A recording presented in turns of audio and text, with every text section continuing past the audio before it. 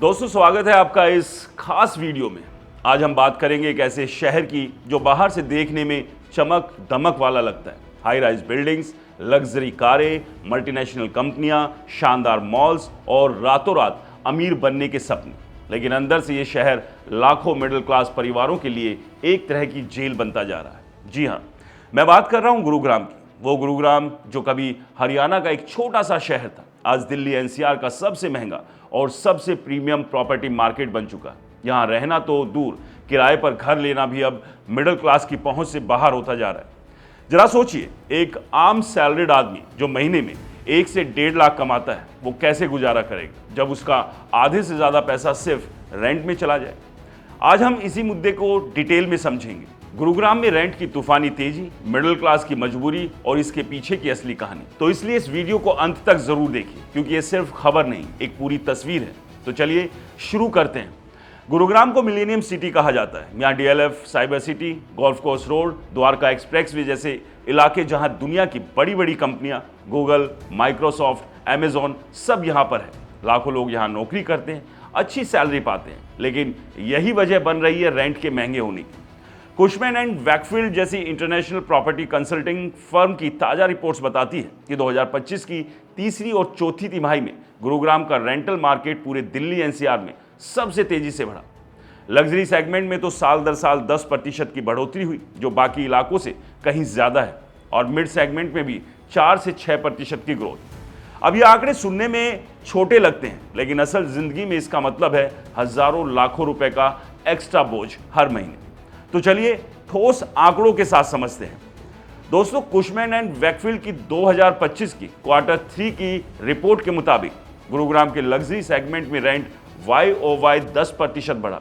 सबसे hotspot golf course road, यहाँ एक लग्जरी अपार्टमेंट का औसतन मासिक किराया 1,60,000 से लेकर 4 लाख रुपए तक पहुंच गया। जी हाँ, आपने सही सुना, 4 लाख रुपए महीना सिर्फ किराया। एक 4 से 5 BHK फ्लैट का, जिसमें पूल, जिम, सिक्योरिटी सब कुछ के साथ। कुछ रिपोर्ट्स तो कहती है कि प्राइम लोकेशन जैसे गोल्फ कोर्स रोड और गोल्फ कोर्स रोड एक्सटेंशन पर लग्जरी होम्स का रेंट सालाना 28 से 33% तक बढ़ा है।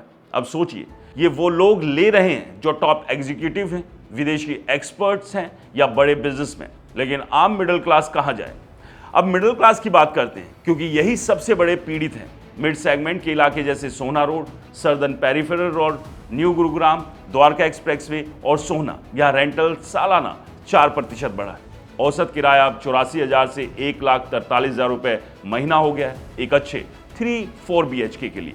99 एकर्स और मैजिक ब्रिक्स जैसी वेबसाइट पर लिस्टिंग देखी, द्वारका एक्सप्रेसवे पर एक 3 BHK का रेंट 50 से 70,000 रुपए आम है। सोहना रोड पर 40 से 65,000, लेकिन प्रीमियम सोसाइटी में ये 1 लाख पार कर जाता है। एक आम फैमिली जिसमें हस्बैंड वाइफ दोनों जॉब करते हैं और कंबाइंड 2 से 3 लाख कमाते हैं, उनका आधे से ज़्यादा पैसा किराए में चला जाता है। बाकी बचता क्या है? बच्चों की फीस, EMI, ग्रोसरी, ट्रैवल, सब कुछ में कटौती, घुट घुट कर जीने की मजबूरी। ये बढ़ोतरी क्यों हो रही है? दोस्तों, एक्सपर्ट्स क्या कहते हैं? रियल एस्टेट एक्सपर्ट्स जैसे एनरॉक और स्विल्स इंडिया के एनालिस्ट बताते हैं कि मुख्य वजह है, पहला, रिटर्न टू ऑफिस। कोरोना के बाद कंपनियां फिर से फुल ऑफिस मोड में आ गई है। लाखों एम्प्लॉयज़ दिल्ली एनसीआर में शिफ्ट हो रहे हैं, खासकर गुरुग्राम में, क्योंकि यहाँ सबसे ज़्यादा कॉरपोरेट हब है। डिमांड बढ़ी है, सप्लाई कम हुई है। दूसरा, इंफ्रास्ट्रक्चर बूम। द्वारका एक्सप्रेसवे पूरा होने के बाद रैपिड मेट्रो, एक्सटेंशन, नई हाईवे, इनकी वजह से प्रॉपर्टी वैल्यू और रेंट दोनों ने दौड़ लगाई। तीसरा, सप्लाई गैप।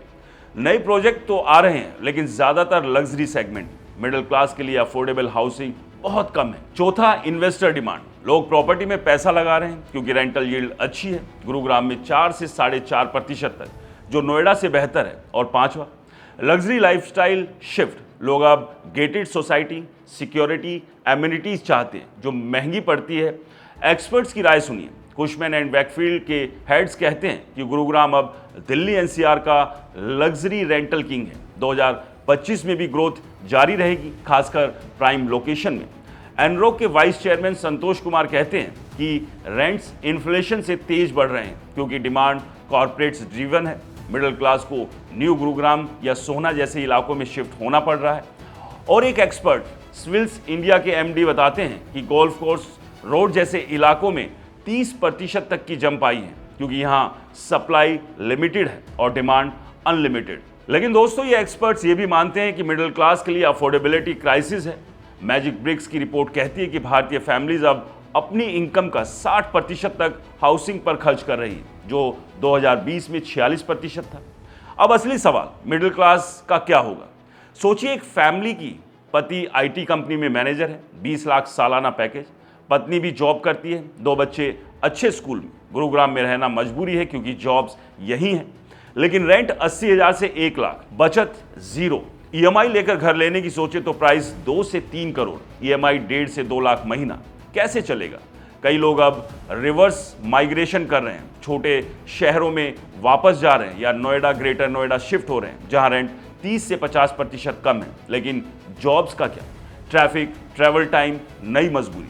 कुछ लोग पीजी या शेयर्ड अकोमोडेशन में गुजारा कर रहे हैं, लेकिन फैमिलीज के साथ कैसे। सरकार क्या कर रही है। अफोर्डेबल हाउसिंग स्कीम है, लेकिन ग्राउंड पर कितनी इफेक्टिव। रेरा ने ट्रांसपेरेंसी तो लाई, लेकिन प्राइस कंट्रोल नहीं कर सकता। कुछ एक्सपर्ट्स कहते हैं कि ज्यादा सप्लाई चाहिए मिड सेगमेंट। न्यू गुरुग्राम और सोहना में नए प्रोजेक्ट्स आ रहे हैं, वहाँ रेंट अभी थोड़ा कम है, 40 से 70 हज़ार, लेकिन वहाँ कनेक्टिविटी अभी पूरी नहीं। द्वारका एक्सप्रेसवे पूरा होने पर वहाँ भी तेजी आ गई।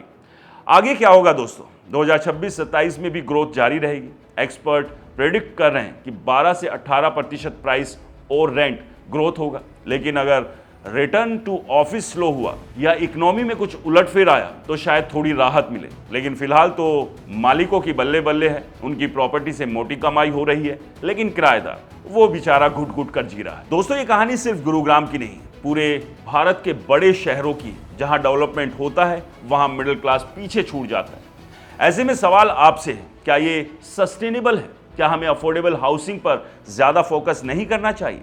दोस्तों, कमेंट्स में बताइए अपनी कहानी। अगर आप गुरुग्राम में रहते हैं तो आपका एक्सपीरियंस शेयर कीजिए, इस वीडियो को लाइक कीजिए, शेयर कीजिए और हमारे चैनल को सब्सक्राइब करना बिल्कुल मत भूलिए। तो चलिए मिलते हैं इसी तरह की रियल एस्टेट से जुड़ी हुई दूसरी कहानियों के साथ। तब तक के लिए नमस्कार।